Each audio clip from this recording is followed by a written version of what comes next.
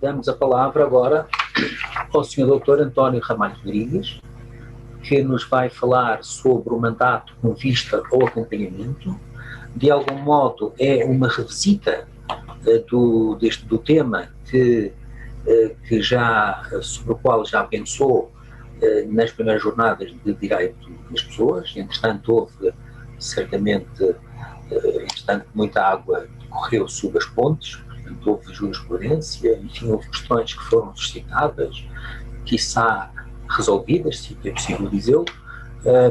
Enfim, vamos ouvir o Dr. António Ramalho Rodrigues, enfim, que é seguramente um especialista desta matéria, que é um especialista desta matéria, portanto, eu agradeço a sua participação. Muito obrigado. Vamos ouvir, então. Muito obrigado, Sr. Professor Dr. Januário da Costa Gomes. Aproveito para cumprimentar já inicialmente. Quero também aproveitar para cumprimentar todos os mais professores que compõem aqui o painel, o professor Dr. António Menezes Cordeiro, a professora Dra. Maria Raquel Rei, o professor Dr. Miguel Teixeira de Sousa e aqui também a Dra. Ana Rita e o meu caro colega, o Dr. Diogo Tapada dos Santos. Aproveito também para agradecer à coordenação executiva deste curso, ao professor Dr. António Barreto Menezes Cordeiro e à minha cara colega, Dra. Inês Sítima. Aproveito também devidamente para cumprimentar todos aqueles que estão presentes e que têm todo o gosto de me estar a ouvir a falar sobre estes temas. De facto, agradecer aqui a deixa que foi deixada pelo professor Dr. Januário da Costa Gomes, devo reconhecer que, no fundo, os especialistas dos quais eu não posso incluir, no que respeita a este tema do contrato de mandato, já aqui estão presentes connosco, não é? Tanto na questão quanto temos aqui o legislador material e temos aqui também um próprio especialista nos temas de contrato de mandato e processualista, claro, também nas questões que este problema nos suscita. Quanto ao tema do mandato com vista ao acompanhamento, a minha breve exposição, respeitando aqui o tempo que me foi designado, vai-se recentrar apenas naquele último artigo do regime que está hoje previsto no Código Civil, no artigo 156. É uma nova figura que foi introduzida pela própria Lei 49/2018, 14 de agosto, como aqui já foi mencionado, e ela visa aqui dignificar o estatuto daquele que possa ser o maior acompanhado. Esta figura surge com o reconhecimento natural e aqui um passo em frente na evolução dogmática deste instituto, no reconhecimento da capacidade para uma pessoa ser capaz de prever e programar uma incapacidade futura. Devo recordar que a lógica que existe hoje ainda subjacente, ou que existiria subjacente ao Código Civil, visava a retirar inicialmente a capacidade jurídica às pessoas por via da sua minoridade, a qual seria eliminada com a maioridade ou antecipadamente com a emancipação, e depois ela seria perdida sempre naquele momento, nesse termo sempre certo que é a morte. Ora, esta figura vem dignificar e reconhecer que por vezes esse caminho de aquisição e perda de capacidade tem por um percurso acidental e que as pessoas podem prevenir e programar essa mesma eventualidade. Aqui já foi mencionado o exemplo do qual me recorro, que é o da doença progressivamente incapacitante. Ora, o que dizer sobre esta figura? A figura do mandato com vista ao acompanhamento, na forma como foi acolhida neste regime unitário, acompanha de facto aquilo que tinha sido uma proposta já feita pelo Centro de Direito da Família, aí estava disposta em 3 artigos diferentes. A própria experiência do direito comparado já aqui foi muito bem falada pelo professor António Menezes Cordeiro, não vou repetir, eu apenas quero destacar de outros nossos países que nos são congêneres, falam-se aqui de outros instrumentos jurídicos que se destinam a este mesmo efeito. Eu quero aqui apenas mencionar a recomendação que tinha sido feita pelo próprio Parlamento Europeu em 2017, em que exortava os Estados-membros a regularem aquilo que denominava os chamados mandatos por incapacidade.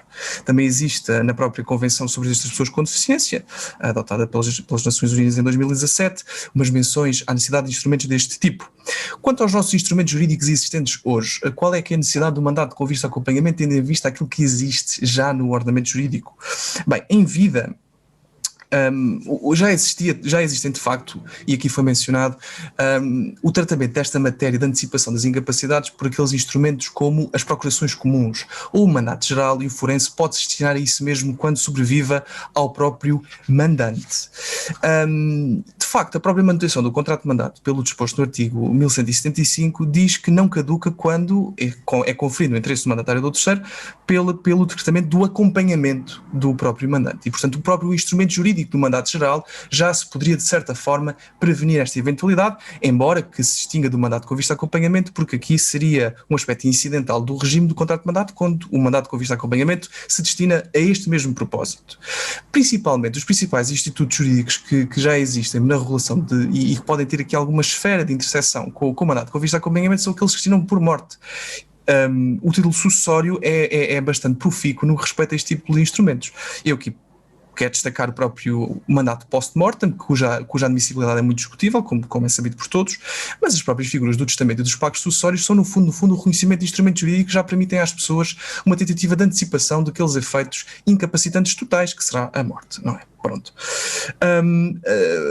Existem, mais recentemente, outros institutos que têm em vista e podem aqui colidir um bocadinho com o próprio efeito e a própria utilidade do mandato com vista a acompanhamento. Eu falo aqui daquelas linhas gerais alcançadas pela Lei 25 de 2012, de 16 de junho, relativa às diretivas antecipadas de vontade e do testamento vital, onde se prevê no artigo 11 a figura do Procurador de Cuidados de Saúde. A figura do Procurador de Cuidados de Saúde, que é definida nesse artigo 11, que é aquela pessoa que tem poderes representativos para decidir sobre os cuidados de saúde a receber ou não receber pelo próprio otorgante. Portanto, aqui com uma confluência possível com os efeitos do mandato com vista a acompanhamento. Também, mais recentemente, pelo Decreto 129 de 2017, 9 de outubro, temos aqui a instalação do modelo de apoio à vida independente, chamado MAVI. Também pode ter aqui algumas confluências em sede de regime com o mandato com vista a acompanhamento. Já foi aqui mencionado pela professora doutora Maria Raquel Rei o cunho das instâncias. Eu apenas devo dizer que ao nível das instâncias não é conhecida ainda hoje uma sentença que se debruce ao nível dos acordos, isso é que são disponíveis online. Não existe ainda uma sentença que se debruce em concreto sobre os problemas do mandato com vista a acompanhamento. Aliás, é curioso que nas fundamentações da sentença que decreta o acompanhamento, o artigo 900 do Código de Processo Civil obriga, o 900 número 3, obriga que a sentença que a decrete mencione expressamente se existe ou não existe uma procuração para cuidados de saúde e se cautela ou não a vontade antecipadamente expressa pelo acompanhado. E, portanto, aquilo que existe ao nível das instâncias tem sido a vir uma expressão tabular em que se decreta que inexiste o testamento vital, inexiste um mandato com vista a acompanhamento. E assim, depois, posteriormente, se processa ao decretamento das medidas em concreto. Aqui no brevíssimo tempo que me resta da exposição, eu queria reparti-la em 3 aspectos sumariamente, que nos suscitam em concreto os problemas do mandato com vista a acompanhamento. Um problema sobre o âmbito, em segundo lugar, um problema quanto à tutela judicial e, por fim, um problema quanto às formas de extinção do mandato com vista a acompanhamento. Então, assim, em primeiro lugar, e baseado naquilo que o artigo 156, número 1, nos diz, quanto à legitimidade para a celebração do mandato com vista a acompanhamento, determina-se que o maior pode, prevendo sem necessidade de acompanhamento, celebrar o mandato para a gestão dos seus interesses com ou sem poderes de representação. Ora, o problema que isto coloca imediatamente é um problema quanto a capacidades e requisitos probatórios para a celebração deste próprio mandato, porque se é um mandato que visa a antecipação de uma incapacidade, a prática tem-nos levado a entender, naquilo que já é a experiência de alguns testamentos, quando há interesses patrimoniais que o invoquem, claro, é que as próprias partes vão pôr em causa depois a própria capacidade de quem celebrou o mandato com vista a acompanhamento, invocando que a pessoa já não estava na plenitude das suas capacidades quando o celebra.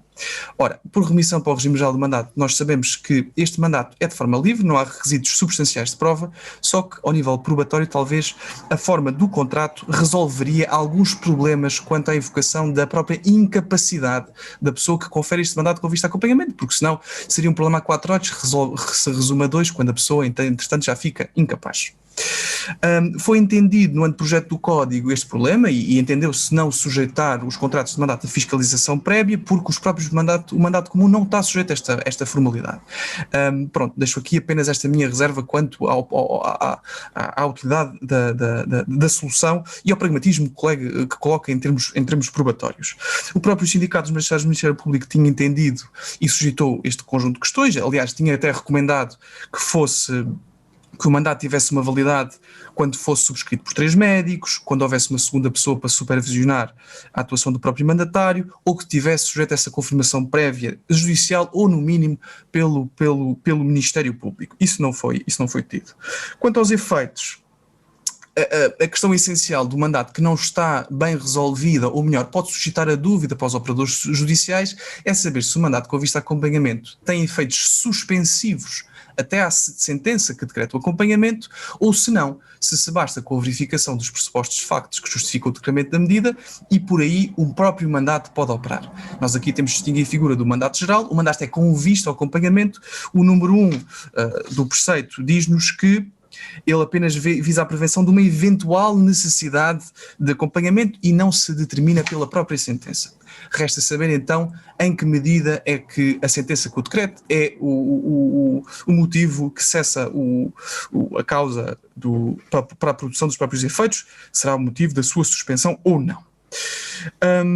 Um segundo ponto, aquilo muito bem suscitado pela professora doutora Maria Raquel Rei, tem a ver em conta quanto à possibilidade de um mandato sem representação. O problema do mandato com vista a acompanhamento sem representação suscita, mais do que com representação, o problema depois da repercussão dos efeitos do negócio em uma pessoa que pode não ter depois a capacidade. O mandato sem representação tem depois, necessariamente, de acordo com o artigo 1182, um negócio alienatório específico para a transmissão dos efeitos, e se a pessoa não tem essa própria capacidade para os assumir, que sentido é que fará então aqui deixar em consideração a essência do mandato sem representação, com as dificuldades que possa surgir. Depois, alguns aspectos de pormenor quanto ao regime geral do próprio mandato. Os termos do número 2, há uma remissão genérica, pensa-se aqui na própria possibilidade de gratuitidade do mandato, contrariamente àquilo que está disposto do exercício das funções do acompanhamento do artigo 151, aqui não, a remissão é genérica para o regime geral do mandato e, portanto, aquela dupla presunção de gratuitidade, excepto quando o mandato se situa no objeto das funções do próprio mandatário, em casos em que se presume oneroso. E, portanto, aqui também uma diferenciação. Isto porque o espectro, já aqui foi analisado pelo professor Dr. António Menezes Cordeiro, o espectro do direito comparado leva-nos a crer que possam surgir, como aliás até sucede nos Estados Unidos, a própria criação de pessoas coletivas que se destinem a este mesmo fim, que se destinem à possibilidade de acompanhar as próprias pessoas. E, portanto, aqui a questão da gratuidade e onerosidade do mandato coloca-se com particular premência. O segundo aspecto, então, e passando brevemente, que eu não quero de todo ocupar o tempo, exceder o tempo que me foi reservado, é o problema da própria tutela judicial. E porque o artigo, o número 3 deste artigo, bem como o número 4, diz-nos que incumbe aqui ao Tribunal o aproveitamento do mandato no momento em que decreta o acompanhamento, tendo em conta as especificidades e os contornos do caso. Qual é o problema que nos suscita? É a própria sindicância e a própria questão probatória do próprio aproveitamento do contrato de mandato que tem sido feito pelo Tribunal. É que se nós estamos a reservar ao Tribunal uma competência quase exclusiva para o aproveitamento deste ato, pode ser até o próprio ato de última vontade consciente do beneficiário, nós não estaremos aqui a exceder a própria autonomia que fundou a criação do regime, ou seja, nós estamos a tentar deixar sair pela janela aquilo que proibimos que entrasse pela própria porta.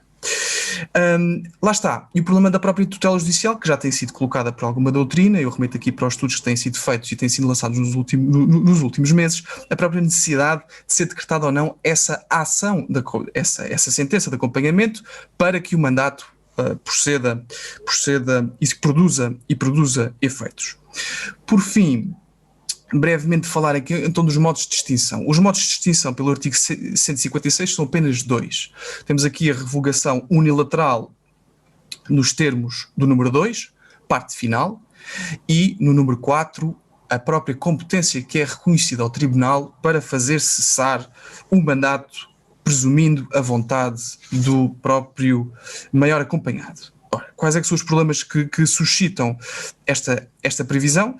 Esta previsão suscita a própria possibilidade de a pessoa estar capacitada para tratar da própria revogação e logo novos impedimentos ao exercício deste próprio direito putestativo, que, bem certos, é afastada aquela regra do artigo 1170, em que,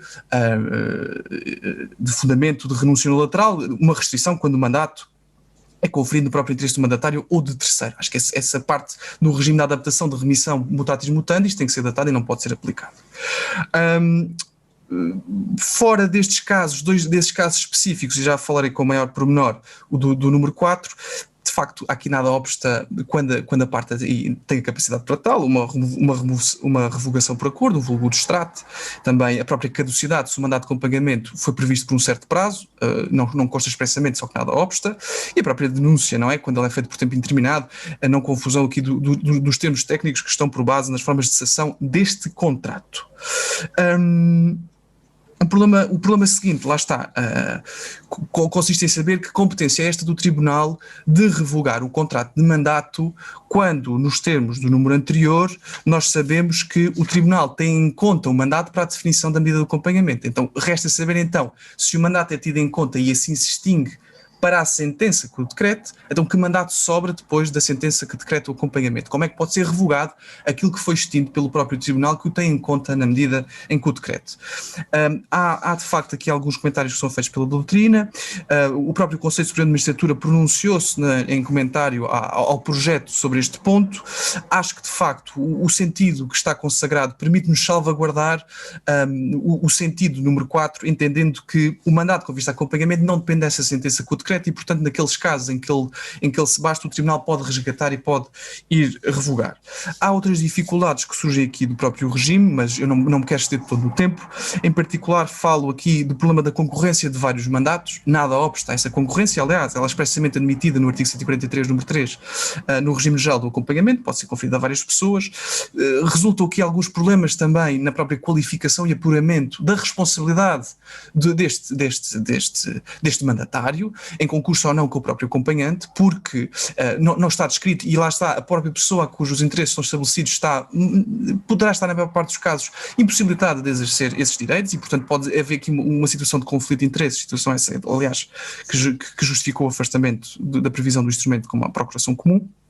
E por fim, outro tipo de dúvidas, no fundo, aquelas, e fazendo aqui em jeito de apanhado geral, em jeito de conclusão, aplaudindo a consagração do artigo 156, reserva aqui para mais algum desenvolvimento judicial quanto à previsão da figura, que se justifica, no meu modesto entendimento, a falta de reconhecimento das instâncias, porque ainda não houve tempo das pessoas os celebrarem e não houve tempo de irem às instâncias e serem devidamente apreciados. Acho que o tempo desde que a lei entrou em vigor não permite, como é o funcionamento a dois momentos, a apreciação em concreto deste contrato. Mas ainda assim, aplaudindo a consagração da reforma, desta nova figura, faço aqui as reservas quanto às exigências de forma e os problemas probatórios que isso possa causar, ao amplo poder concedido ao Tribunal, que pode-se aproveitar ou não, contrariamente aos institutos parecidos, nomeadamente o testamento, e também por fim, esta última reserva quanto ao próprio funcionamento e às formas de extinção, em particular ao número 4 do contrato com vista a acompanhamento. Quanto a estas minhas reservas, certamente motivadas por inexperiência da minha pessoa, estamos na presença dos especialistas que certamente as podem resolver, e de facto aqui o pedra de toque será ressalvar a mais-valia do que é uma dignificação da capacidade das pessoas e na previdência de alguns que possam tutelar infelicidades da vida, como será uma previsível perda de incapacidade. E dito isto, quero agradecer a atenção de todos e passar a palavra. Muito obrigado.